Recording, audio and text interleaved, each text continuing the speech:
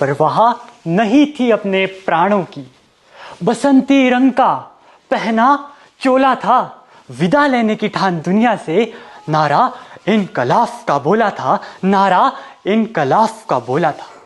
Good morning everyone, my name is Jitendra Kalanta and I am from beautiful village Kupri Milti Rohru. आप सभी को मैं सादर प्रणाम करता हूँ। क्या हम में से किसी ने सोचा था कि भारत देश को गुलामी की जंजीरों से आजाद कराने के लिए महज 23 साल की उम्र में ही कोई वीर युवा फांसी के फंदे पे झूल सकता है?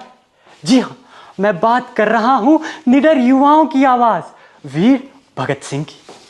वीर भगत सिंह, जिनका जन्म 28 सितंबर 1907 को पंजाब के लायलपुर जिले के बंगा गांव में हुआ। वीर भगत सिंह ना केवल एक क्रांतिकारी थे, बल्कि एक सोच थे। सोच आजादी की, सोच देश की, सोच देश के प्रति समर्पण और बलिदान की। क्या आप जानते हैं, वीर भगत सिंह ने जेल के अंदर रहते हुए भी 300 से अधिक पुस्तकें पढ़ी थी। उन्होंने जेल को ही अपनी लाइब्रेरी बना दिया था और आज के युवाओं के लिए उनका संदेश साफ था कि क्रांति की तलवार विचारों की शान पर तेज होती है, यानी असली ताकत हथियारों में नहीं अपितु सोच और शिक्षा में होती है।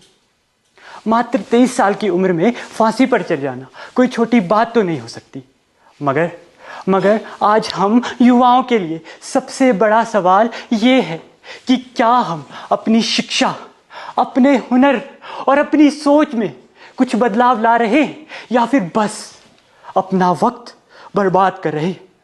ये सोचने वाली और विचार करने वाली बात है। अरे वीर भगत सिंह तो कहा करते थे कि उनकी कलम उनके जज्बातों से कुछ इस कदर वाकिफ है कि अगर वे इससे इश्क लिखना चाहे तो ये इनकलाब लिख लेती है, तो ये इनकलाब लिख लेती है।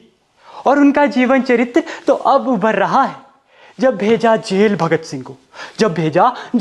सिंह को तो उल्टी गोरों की चाल हुई और पहली बार इस देश में 116 दिन की भूख हड़ताल हुई।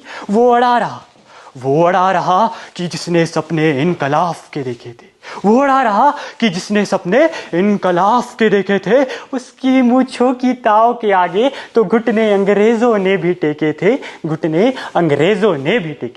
हम सभी को वीर भगत सिंह की तरह अपने इस देश की निडर युवाओं की आवाज और सोच बनना चाहिए। एट द एंड, मैं अपनी वाणी को विराम देने से पहले वीर भगत सिंह की अंतिम पंक्तियां कहना चाहूंगा, जो कि आपने इससे पहले भी सुनी होगी कि लिख रहा हूं अंजाम जिसका, कल उसका आगाज आएगा। मेरे लहू का हर एक कतरा इनकलाब लाएगा। मैं रहूं या ना रहूं, ये वादा है मेरा तुमसे। मेरे बाद इस वतन पर मर मिटने वालों का सैलाब आएगा। Thank you and have a nice